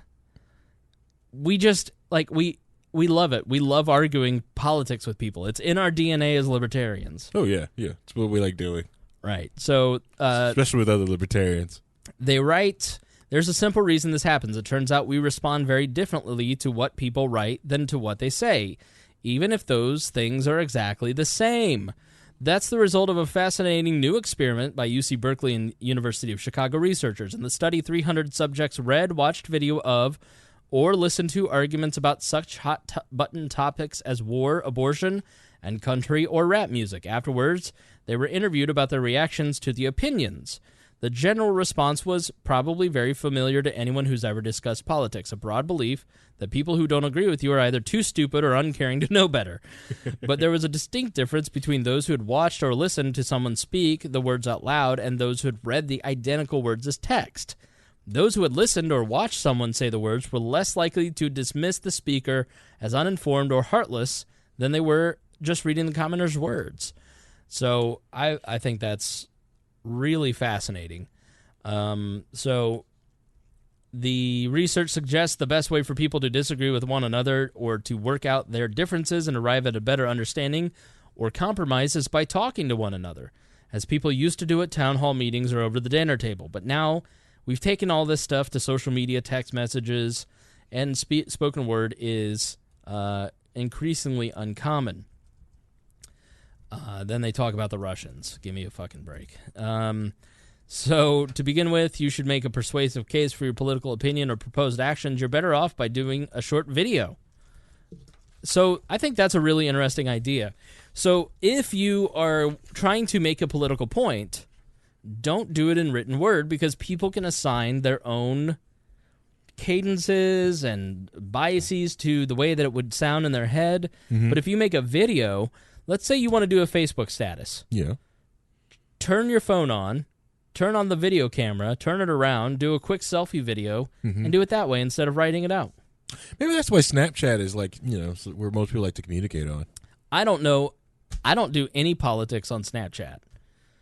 It's kind of weird. And I'm like one of the most political people any of you know. Like, I just don't, I don't know, because it's less it's just more personal, and you don't want to get your peanut butter in your chocolate and your chocolate in your peanut butter. Okay, Snapchat's not personal for me. I get people on there really.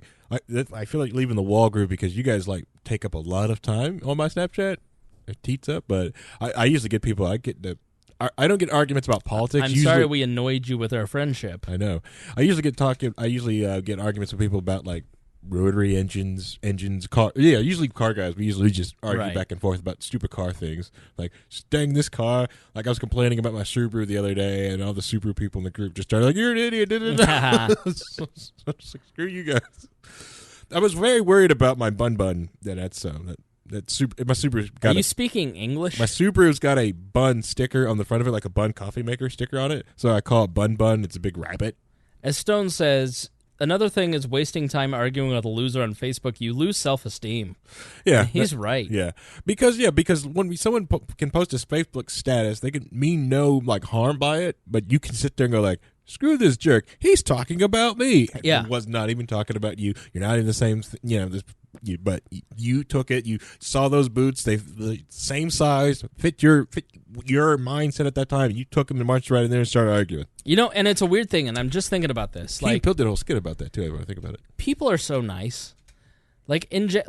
People are nice. Like if you have personal interactions with people, listen. It's 66 degrees in here. You'll live. We're almost done. Harry is the most demanding co-host. Like, he's the biggest. Like, you think, oh, it's low-key wall. He must be low-key. No, he has his own chair.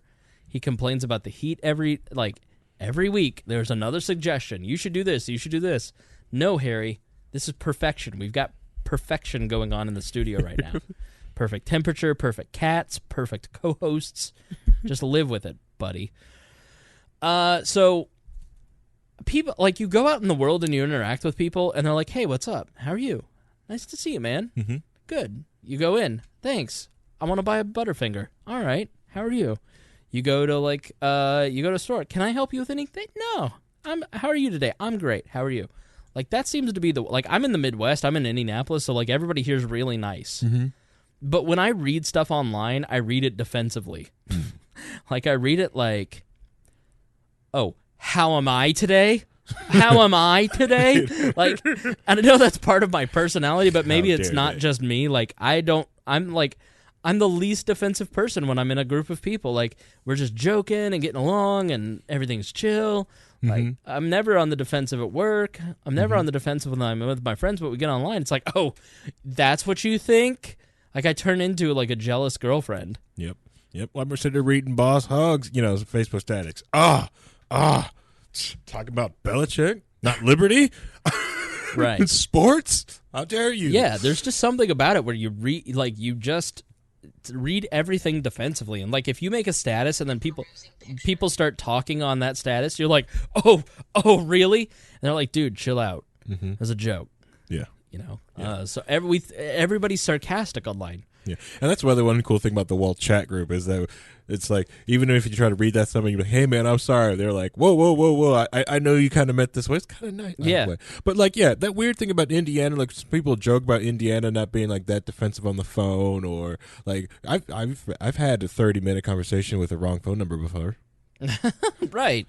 You're like, how are you today? It makes me want to that's when I keep my landline plugged in just because of those wrong phone numbers. We're like Southern Canadians. Yeah. Nobody has my landline phone number. I've never given it out. No one has it, but it rings all the time from wrong phone numbers. I pick it up and just talk to people. It's fun. It's awesome. Oh, Harry. Get a landline and talk to people. It's fun. It's always old boomers. Who else uses the phone? So the host of NYC's podcast, Note to Self, Manoush Zamordi, she wrote this book called Bored and Brilliant, How Spacing Out Can Unlock Your Most Productive and Creative Self.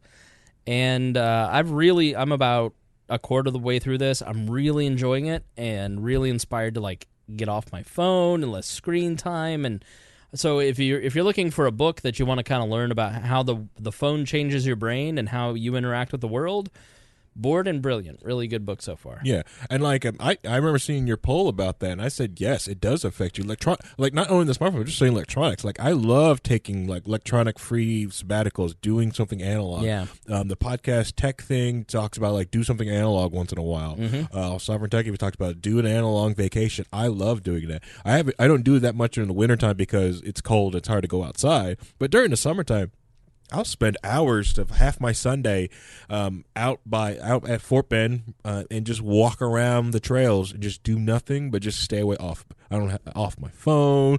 I don't have an internet connection, and just be in the world. Yeah. And it's like, I used to think people were kind of stupid sitting out by a pool, just sitting there reading. But after sitting down, just doing nothing, just reading a regular paperback book, I was like, this is the best thing in the world.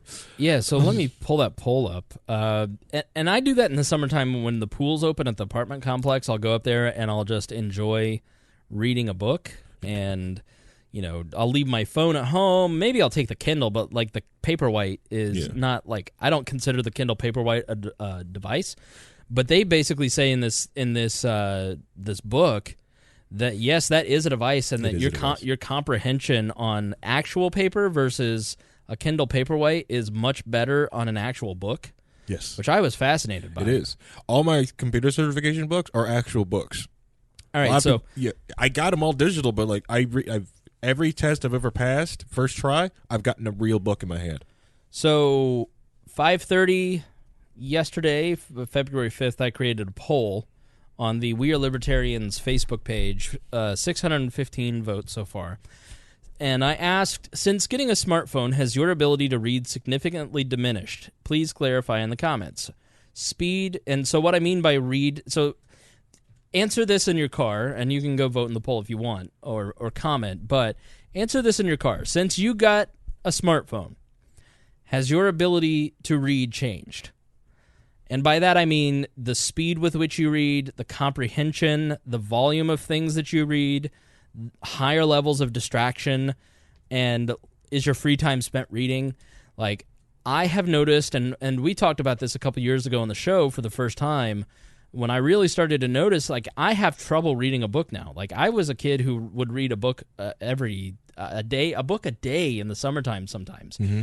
And I've always been a fast reader, but now I have made a point to read more. I'm reading more now in this year than I have ever before, because since starting to do 2 shows a week, I've got to be even more prepared, and I've got to read more books. Mm-hmm. But it's still a struggle, because within 2 minutes your brain starts going, wonder if I got a notification, I want some of that serotonin, I want a dopamine hit. Like, you want that validation of that notification, and there's anxiety around not being aware of what's happening on your phone, because these little devices are just dopamine. It's like the rat that pushes the button for the food. Mm-hmm. And that's what the book talks about, the Bored and Brilliant book. Just your brain is like you're a rat in a cage hitting a button. And I've really noticed that the speed of my reading, the comprehension level, reading the same page 5 times and still not understanding what I'm reading, the amount of things that I can read, the reading grade level. Like, I could read academic texts and get it. Now I struggle to do that. Like, and I just don't think I'm alone. 25% say that yes, they've experienced what I've experienced, and 75% say no out of 615 votes, which surprised me that it's, 25-75. I figured it'd be more 50-50, or 75 yes and 25% no. So maybe it is just me, but I don't know. How many of those people are honest about themselves or actually noticed? But that's a very good point. I'm sure there's a lot of people listening right now going, hey, I noticed the same thing. And I think there's going to be more of that trend where everybody goes, I got to do something about this. This thing is killing me. Mm-hmm. And a story in the book, this guy had like severe ADD after getting a smartphone. Well, it turns out he'd always been ADD. It just, the phone exacerbated all of his symptoms, and maybe that's what's happening to me. Yeah. Like, the one thing, like, I will give you this, because like some people who like struggle with dyslexia, I know that a lot of the dyslexic fonts on your those help people like read and comprehend books better and faster. I could see that, but yeah, the whole aspect, that don't mean, because you'll start reading, go through a page and go like, wait a minute, did I get a Facebook notification? Or you'll get one and you'll hear it go bing, and you hear it and you go like, what the heck is going on? Da da da da da. Or just the treadmill of it all, of of life, because you want to sit down and read your book, but you know that I just sent this proposal in and someone's going to send me an email back, and I need to be able to respond to that email. But I don't have anything else to do, so I won't want to read a book. I've turned all notifications off on my phone. I have no notifications for anything except text messages, phone calls, and the New York Times, so I can get a breaking news alert because of this. Like, if I didn't work for We Are Libertarians, like, I wouldn't have that on. I don't have it on for Facebook Messenger. I do have it on for Snapchat, because otherwise I'd never check it. But and I found that turning off all my notifications helps. The setting it in another room for a long period of time really helps. And you just kind of, when it's out of sight, you eventually lose focus on it. Like, if you put it in the bathroom or in the bedroom while you're in the living room and you're trying to read, like, if it's by your side, you still kind of, your hand gravitates towards it. Picks it up. But your laziness will not allow you to, like, you put it in the bathroom next to the toilet. Mm-hmm. You're going to go pee every 2 to 4 hours, twice a day, 3 times a day if you're regular. You'll go in there and you'll have an extended period of time where you can check all your platforms. Yeah. That's kind of what I've been doing when I'm home. Yeah. So this is the Open Dyslexia font. Yeah, I have it on the Kindle, and it's pretty cool. Yeah. I've never been diagnosed with dyslexia, but I've always, ever since I found out about the dyslexia font, I love it. It helps me read so much better. Yeah. All right, so I couldn't stop laughing about Lady Doritos yesterday. Okay, we're in a time where the world is going, you know what? The way that I treat women does need some work. Mm-hmm. Mm-hmm. Where men, even the most chauvinistic of men, are going, I've never thought about that before. And then Doritos says, hold my beer.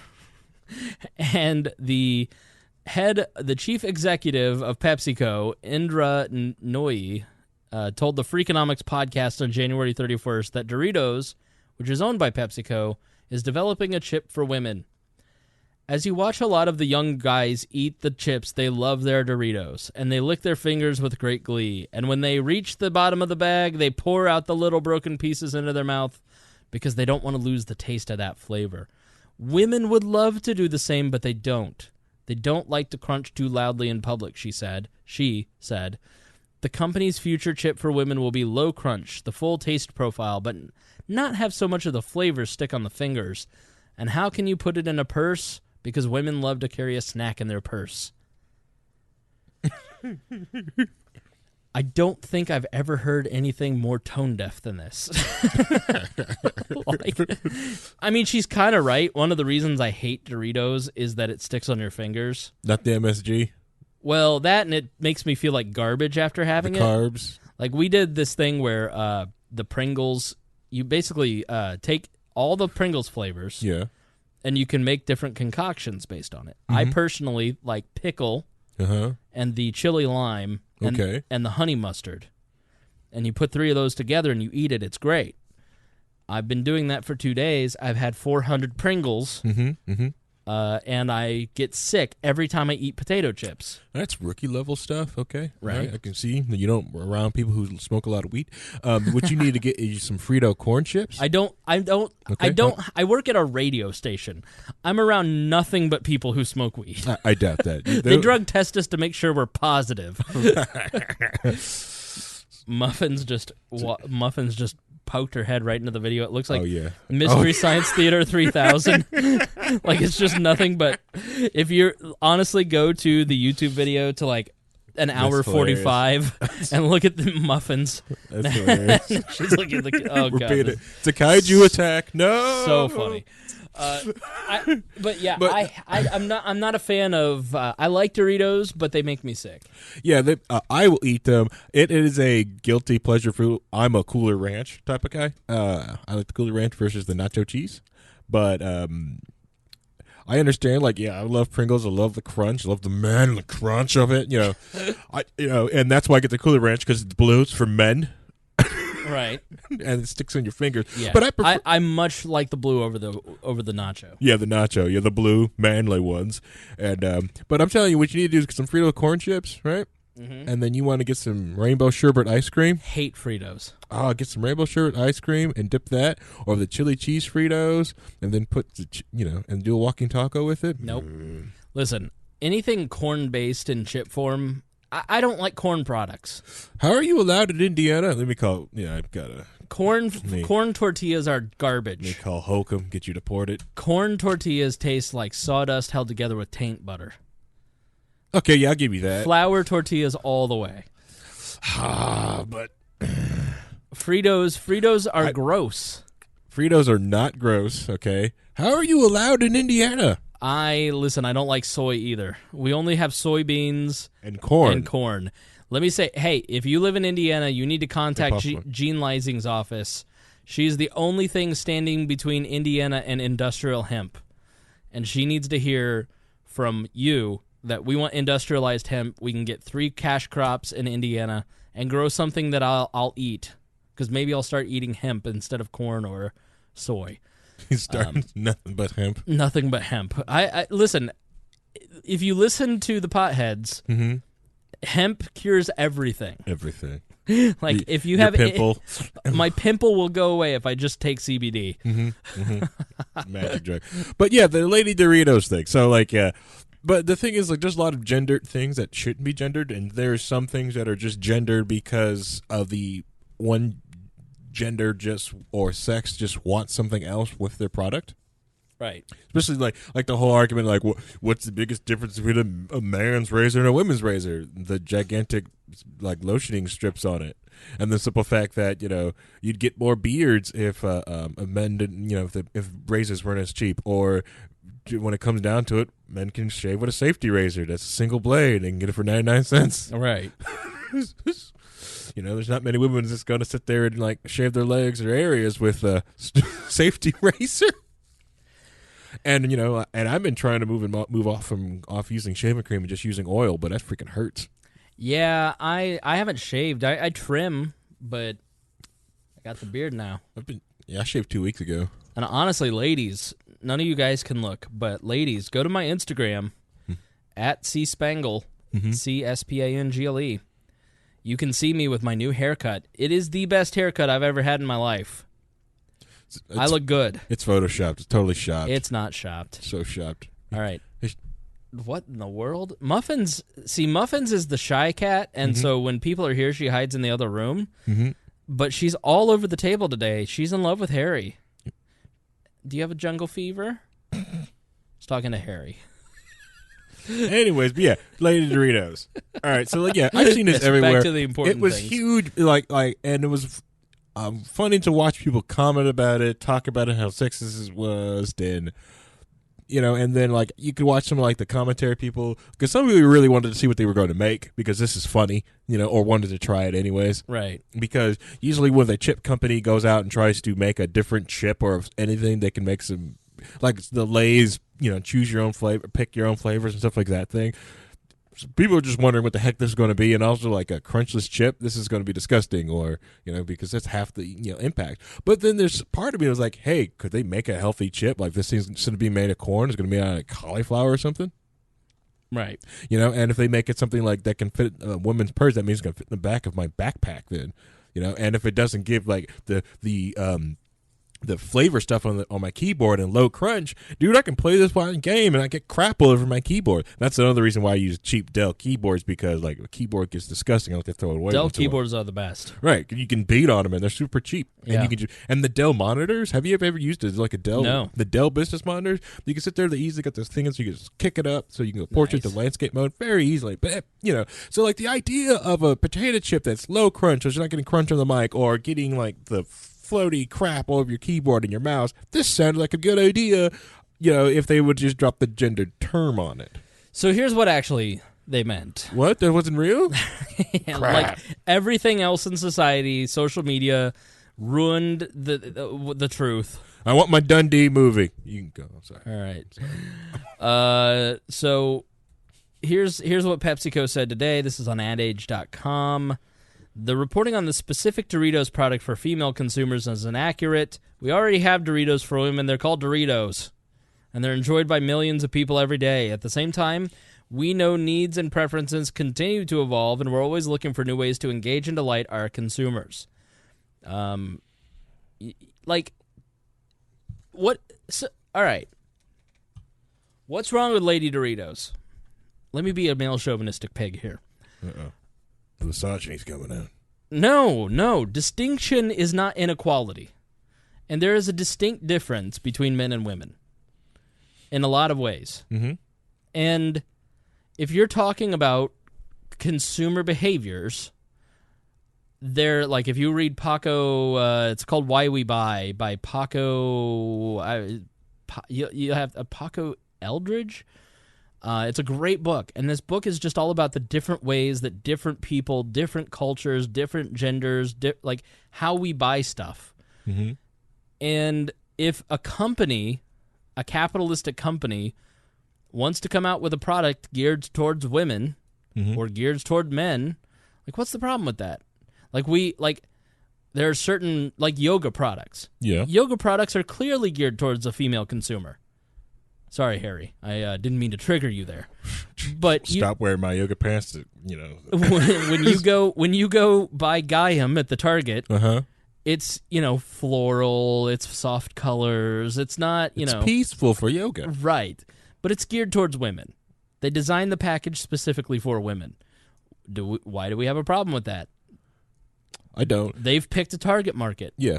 Because, when I had to get my yoga block, I bought myself some yoga blocks and a strap, the black ones. Right. You're super expensive, but the little pink ones, like $16. I'll get these. Right. I don't care. Yeah. It's marketing. Right. And so if you for every media outlet I'm involved with, it's all geared towards men. Mm-hmm. Are women encouraged to listen? Of course. Mm-hmm. We love women that listen to the show. Mm-hmm. But you're 30% of our audience. Right. 70% of... Now, the way that I do business is that I don't try to gear towards a specific anything. I just say exactly what I think, and men listen, and I don't know why, because I think there are more libertarian men that are listening to podcasts than women. Does that mean that we don't have great fans like Christy Avery and Lisa Crosby and Carly Ernst? Of course not. Yeah. We love them. Mm-hmm. Every girl that I've ever dated in the last 4 years has been a listener to this show. So there's nothing wrong with gearing your product towards, we're gender neutral. Right. But if you look at our artwork, you could say we're not gender neutral. It's not necessarily geared towards, if I were a female brand, I wouldn't pick, the fake socialist artwork. I don't know if people notice this, but the actual podcast art is a play on the Dear Leader stuff. It is the hard iconography of socialist communist regimes applied to a libertarian podcast, because I may be the only one that gets that's what it is, but it makes me laugh. It makes me laugh. I think it's freaking hilarious. Right. But I want to change it to be a little softer, a little more open to everyone. Are you going to keep up the moniker of Princess Celestia like I try to give you in the Discord? No, I'm not into that pony shit. Crap.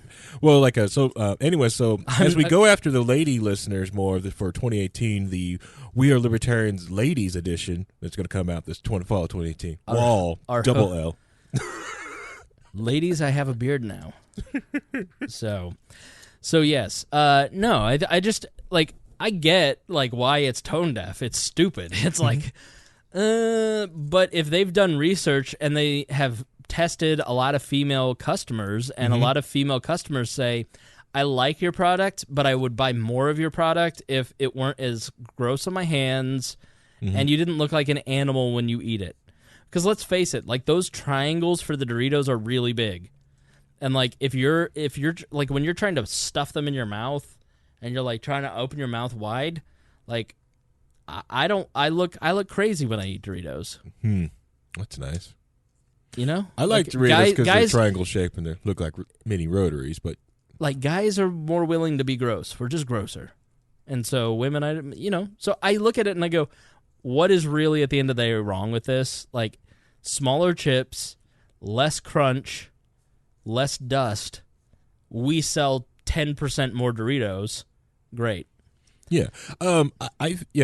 I understand what they're saying. I really wish they did take that and made it more less to gender, because I said online gamers would love this thing, especially even the console peasants with their controllers are outrageously expensive for some reason. I think they would love to have a nice set, because we've got your headset on there, so the mic's right here and you're crunch, crunch, crunch, crunch, crunch, crunch. Right. It's freaking annoying. So I think that's why I said I love the idea of it. When I'd go to the store and pick up a bag that said Ladies Doritos, yes, I don't care.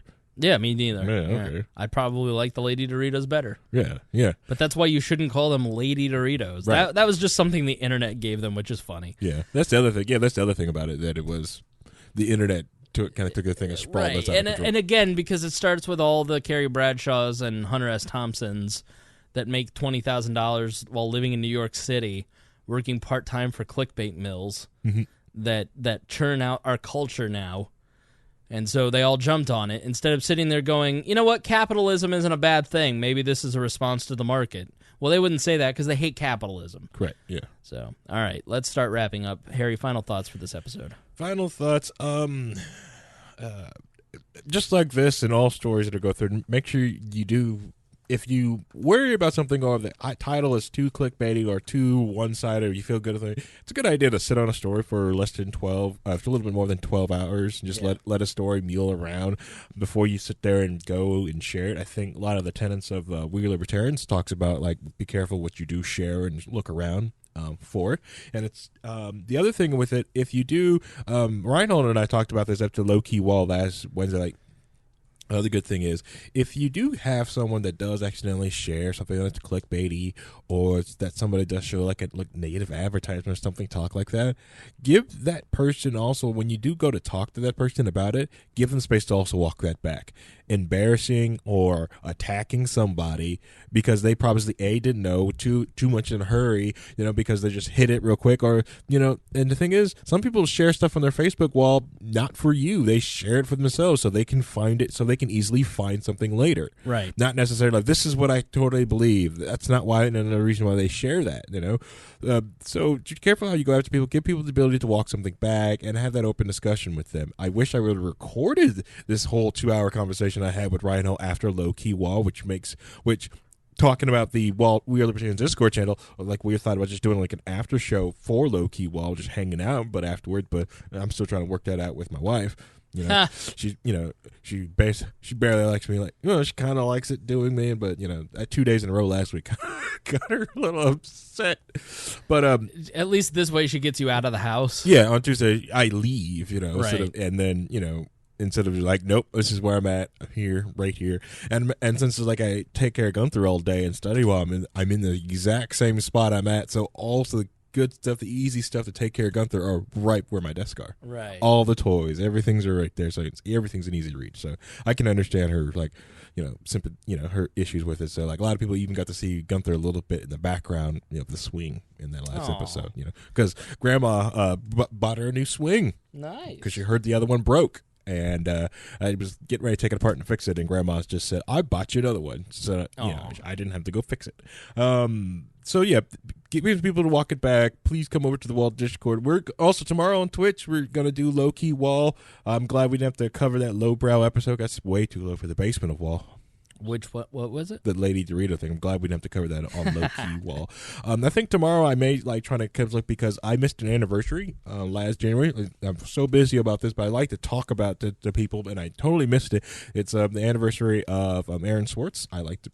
If you don't know who Aaron Swartz is, turn it into Low Key Wall tomorrow, and I will talk your head full about Aaron Swartz. And if you don't know who Aaron Swartz is, you use a technology that he created to listen to this podcast. You use a lot of different things that he helped build and stuff like that. And his death and his entire story, his life, is very important. Yep. And you should cover the partner of his that just committed suicide as well. Yes. Quote unquote suicide. Yeah, he's suicided. Yeah. All right. So for my part, for my final thought, want to thank you guys for listening. Thank you, Brandon, Luke, Christy, Avery, Jason, Doolittle, and Craig DaCosta for being $100 a month Patreon subscribers. You are awesome, and you guys help make this go around. Everybody that donates on Patreon helps so much. Like, you have no idea how much that those Patreon donations help this program. I have been able to do so many cool things. I've got a couple cool things that I'm working on right now that I'm only able to do because I have the money to do it. So thank you so much for doing that. In addition to that, one of those things is that I'm going to go to LibertyCon, and I'm going to go to the National Libertarian Convention. Those two are pretty much locked up and almost ready to go. LibertyCon is the SFL event in Washington, D.C., used to be International Students for Liberty Conference. So now it's called LibertyCon, It's the first weekend in March in Washington, D.C. They asked us to come out and be part of Radio Row, so we're going to go. And it should be great exposure for the podcast. If you are a listener, please check me out on Radio Row. Look me up. I'll try and set up maybe an event so we can all get together and meet. If you're a listener to the program, hit me up too beforehand. Send me an email at editor@wearelibertarians.com, a Facebook message to the Facebook page, a tweet, whatever. And let me know you're going to be there or at the Libertarian Convention, and then we can put together some sort of event where we all can get together and chat. So looking forward to seeing everybody and taking my very first trip as media for We Are Libertarians. Yep. So very exciting. And if you want to help offset the cost, because there is a lot of cost in the travel, the room, the materials, and all that good stuff, you can help offset those costs. If those tax checks came in and you want to give some of that stolen money that you got back to help offset these travels, then please, I would be grateful. It would really help me out. That is wearelibertarians.com. Scroll to the bottom, and the one-time PayPal donation button is there. If you can't, at least think about subscribing on Patreon, because then $5 a month, $10 a month, $25 a month, $100 a month, you get something out of it, and you're going to continue to support this program. So we thank you so much for being a part of our work. If you don't subscribe, you're very dear to us. There are an average of over 7,000 people that listen in an episode. Within the first 12 hours of posting an episode, we have 2,000 downloads, which crazy. I know.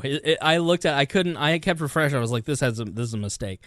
2,000 downloads is what we were doing in early 2016. So it's 4 times that bigger now. It's just amazing. We keep growing a ton, and you guys are a big part of that. If you listen, if you're downloading, we thank you so much for downloading. Please keep sharing with friends. Tell people about the podcast. We don't have an advertising budget. We put it all into some other stuff. I will occasionally advertise on Facebook, but I don't see a lot of growth out of advertising. What I find the growth, it comes from adding on services a lot of times. So things like having We Are Libertarians Radio have a presence on TuneIn, for instance. Mm-hmm. That cost about $100 a month, and we help grow that way. So adding services, that's really better than advertising for us, so that's why we do it. So the best way to advertise is A, be searchable wherever people search, and B, have people tell their friends. And I love hearing stories about, I was talking to this person, and then they said, hey, did you hear this thing on We Are Libertarians? Really love that. So really affirms what we're doing here. So keep spreading the word. It's an election year. It's going to be super important that you spread the word, as people want to know what the heck is going on in just a reasonable way. And I think we provide that. So please, would appreciate your help. So Thursday we will talk about gerrymandering. Aaron Schwartz tomorrow on Low Key Wall. And until Friday, we will see you then. Until then, we haven't seen each other since this happened, but I said the new catchphrase in front of Galton Creighton. Ooh. And they go, what is that bullshit? Oh, wow. And they go, what happened to the old catchphrase?